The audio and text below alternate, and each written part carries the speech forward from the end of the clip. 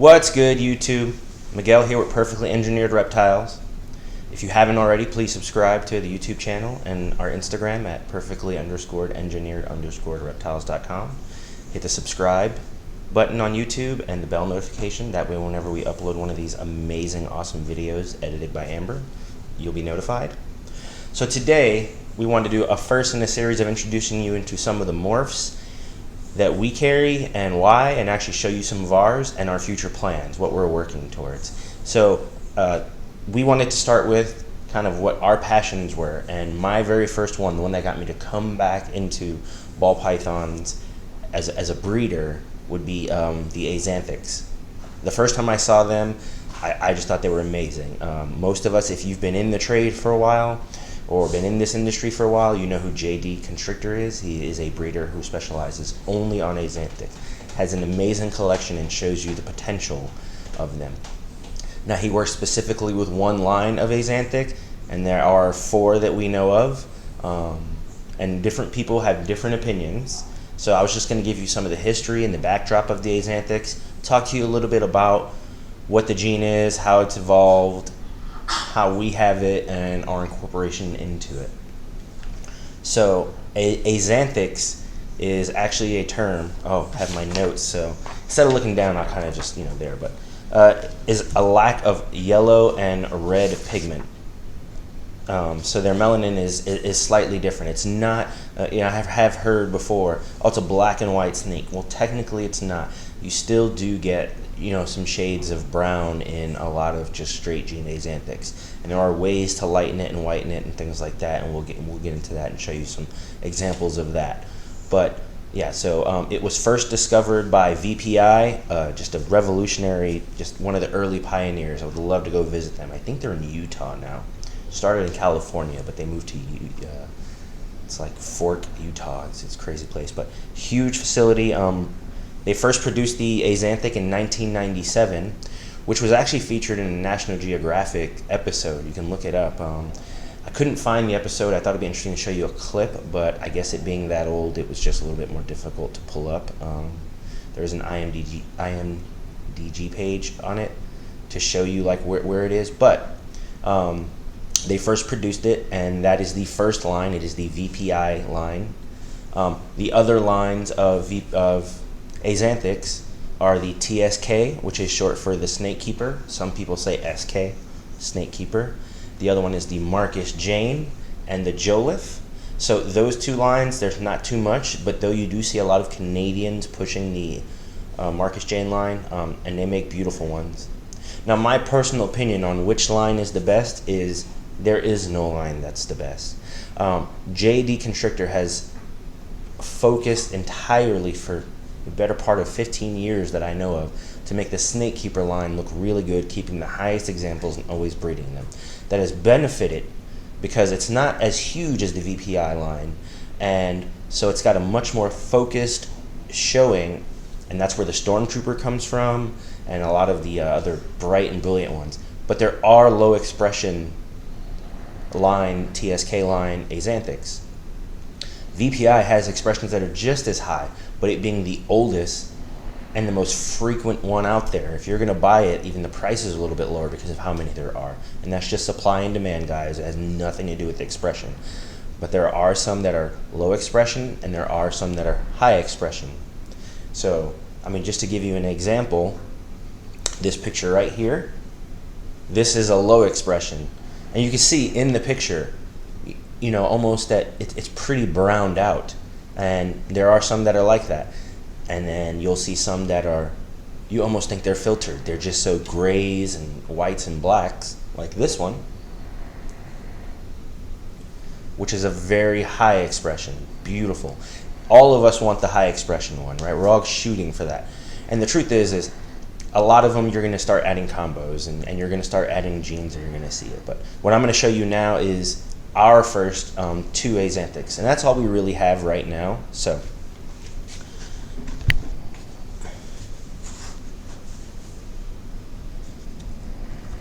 they kind of decided they wanted to hang out with each other a little bit. Leave her in there. All right, so this is our male. his name is Jack. Now you can see he is not the brightest expression, and I am very well of that. But if I pulled out a normal, you'd be able to tell.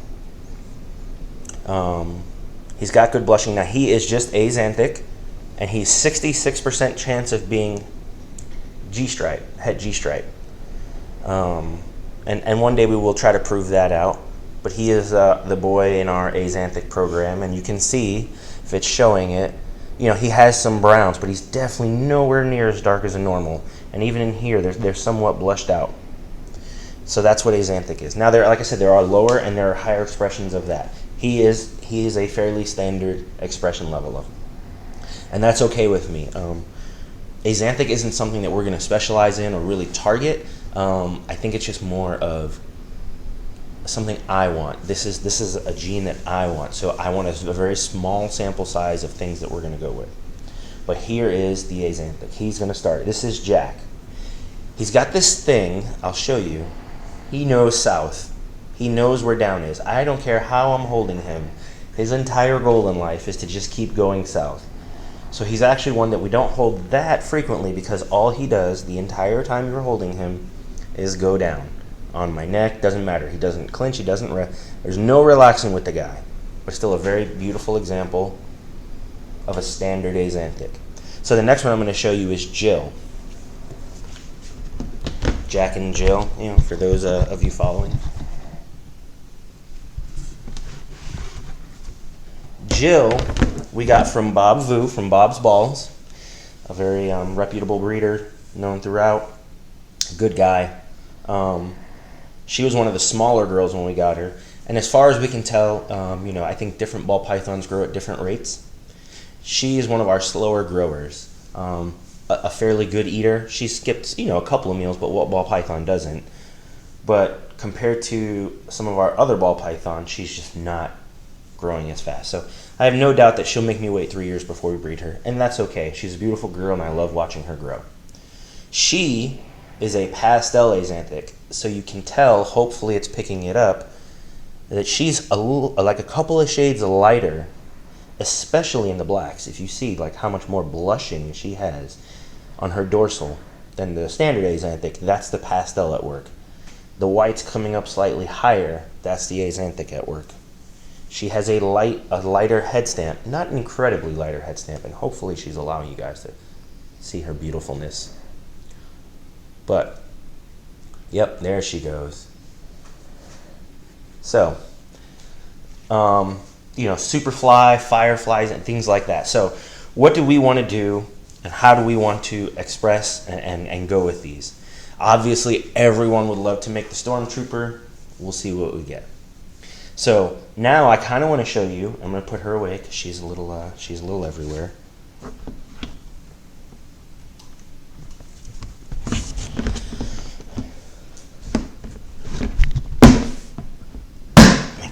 All right, so what do we want to do with axanthics? And what I want to do now is kind of show you some of the pictures of the potential of the axanthic gene and some of the things down the line that we have. Now, we have most of the genes I'm going to show you, but it's just going to be years, as anyone who's in this knows, before we can actually get there. So first one, probably the most sought after one, or at least the one that pops because it's easy, 2-3 gene combo, is the firefly axanthic. So here's a picture of the firefly axanthic, and that is, for those of you wondering, that is fire pastel axanthic. They are beautiful. They are just gorgeous. The way the fire and the pastel react with axanthic, it's just lightning. If you can look at that picture, you can see that contrast between those black and those whites. It's just beautiful. One of the other ones that we kind of want to get into is the killer bee axanthic. The killer bee axanthic is beautiful. For those of you who don't know what the killer bee axanthic is, killer means super pastel. So pastel being a codominant genes. When you take 2 copies in, you get a super pastel. And bee is the spider gene. So the killer bee is the super pastel spider axanthic. As you can see, that is just another stunning animal. It's just beautiful. And some people feel that axanthic corners you and kind of, oh, it's just shades of black and white, or maybe you get a little bit of brown, but there's not much you can do with it. I mean, we know that there are still people who think that is wonderful, and there's still pattern jumblers and other genes you can do, brightening genes. So one of the other things that we want to do is I actually want to get into GHI. So here is a picture of a GHI axanthic. And I do think the dark genes have a place, especially some of them that change the pattern, such as leopard, GHI. And you can still lighten it up while keeping those darks rich and dark and still have a beautiful snake. One of the things that I do want to see, because of the color palette, and we may do a video on this down the road, is a scaleless axanthic. Scaleless was a huge project. It's come down. It's much more affordable. There are many breeders out there chasing this already, so I won't be the first to make it, but we'll be able to see what a fully scaleless axanthic is. And that's going to be very interesting because scaleless ball pythons seem to lighten everything anyway. Even the examples, if you go look at the Fire and the Orange Dream, they're much lighter. The color palette, the expectations on the scaleless ball pythons is so different than what we see in our normal ball pythons. So as axanthics, if you're chasing black and whites, what's that going to look like? How contrast is that going to be? How clean, how crisp are those lines going to be? And I think a lot of people, which is why there are people going after it right now, think it's just going to be something that's super stunning. So that's something that maybe down the road, once we see it produced and the maintenance of scaleless, there are some challenges. They're a little bit different than your standard ball python, being that they shed a little bit more frequent and seem to have different tolerances to heat, but still beautiful animals, and I may still go after it. The other big one is some of our recessives. If you haven't, we'll go through right now and kind of talk to you about some of the recessive genes, so you can make double recessives with axanthics that just look amazing. And they're difficult to make being double recessives, and the price shows you why. So the first one we'll start off with is the most probably popular recessive there is, and it's probably clown. I think pied's in the running, but we'll show you both. So this is a axanthic clown. Now for those of you who like clowns, you can see that this animal is just stunning. It's just beautiful, and there are probably levels before you can make it, but I would love to make just a straight up axanthic clown, and not even to sell, to keep. I think that would be I think that's going to be gorgeous, be a powerhouse breeder, and they're just stunning animals. What's not to love about this? The next one I want to show you is what they call the lightning pied, and this is named when you breed axanthic with piebald. Piebald's extremely popular, and we actually don't have any in our collection right now. It's just not something that pops at us. We understand the fascination of it, but we actually aren't really eager to jump into that project. I have no doubt that in the future we will, because there are things we want to mix it with, and one of them being the lightning pied. So this is a lightning pied. I think they're made through all three of the major lines. I've never seen a Joe Lift, but there's an MJ, a VPI, and what's the last one? Look at that, TSK. Yeah, so the TSK line. Anyway, yeah, so beautiful animal, very interesting. The pied being an all-white gene just works naturally with the axanthic anyway, which is trying to make black and white snakes. The next one is one that they actually call True Ghost.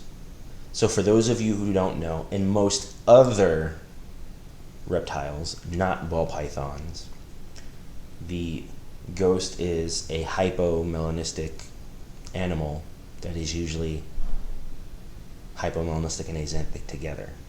Ball pythons, we didn't really follow that course. So what they call the true ghost is when you mix ghost or hypo with axanthic, and you end up with this animal. This is considered the true ghost. Beautiful. This one will probably be the easiest to jump into as from a price point standpoint, because hypo is so cheap right now. But it is on the rise, so definitely if you're looking to get into that project, you should probably jump in now. But beautiful. You can see that it kind of discolors a little bit, but the hypo axanthic is a great thing. It would be a powerhouse breeder, I think, to actually mix with a bunch of those other codoms. The hypo Axanthic, I think, would be great with the leopards and the GHIs and the fireflies. And just straight pastel probably would even be amazing. So yeah, that's one that we're definitely going to jump into, and we do have a hypo, so it's something that we can start our building blocks and then down the road hopefully produce one. The last one I want to talk about is the one that I'm most excited about. It's a gene that I think everyone must have, should have, and it's a gene that we didn't start off with immediately, but then I began to go pick up pieces, and I think it enhances everything. I'm going to show the axanthic of it, but it would go with any gene. I don't think it's bad with anything, and that is the desert ghost. So this is the picture of an axanthic desert ghost. It's stunning. What is not to like about this animal? And then on top of that, once you can actually produce it and start putting some other genes into it, it's just going to be fantastic. I think that the desert ghost mixed with everything is great, and I think axanthic is one of those genes that really benefits from it. And because I love it so much, I can't wait to put those two together. So going forward, what that means is we have some building blocks. As you know, double recessives, you know, if we're building and putting them together, we're talking 1 in 16 odds and things like that, so we'll get there. But I do want to show you potentially what axanthic desert ghost could do. So this is a picture of the stormtrooper. If you don't know what the stormtrooper is, there are plenty of videos on YouTube. You can look it up. It is the most famous ball python of any ball python because of, one, the marketing. It's from JD Constrictor, and he did an amazing job. It's John Degg. I believe he lives in one of the Dakotas or Wyomings, but Northwest, and he's just focused on that and popped this animal out. Now, as it aged, did change. So here's an adult picture of the stormtrooper. This, some people like, some people don't. I still think it's an amazing looking animal. Obviously, the clean version of the younger version is what more people would want. But he believes, because he has yet to be able to reproduce it, but he does believe that that was a line of desert ghost in that ball python. And so, you know, I think most people are going to try to chase that are into axanthics. But that is the potential. And then who knows down the road, crazy odds, 10 years from now, what happens when we make our first triple recessives, hypo, desert ghost, axanthics, things like that. What G-stripe axanthics. This picture of a G-stripe. Now that's nice. But now I'm going to show you a picture of pastel genetic stripe axanthic. I love the silvers on this snake. It looks amazing. These are just beautiful animals, and axanthic can complement so many things. And that's kind of why we've chosen to dip into it. Like I said, not going to be a major focus, and almost there's a selfish reason to this. I'm breeding what I want. But we will have animals available as we breed through this. And guys, in the comments, tell me what you guys think about axanthic, what you'd want to pair it with, what morphs you think it would be good to go with. And then what line do you think is the best? Do you think there is a definitive answer of yes, this is the best line? Or you are more on my thoughts where given enough time and focus, all the lines are great.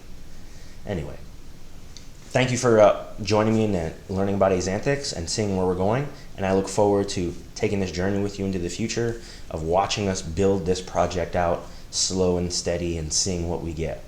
All right? Have a good one, guys.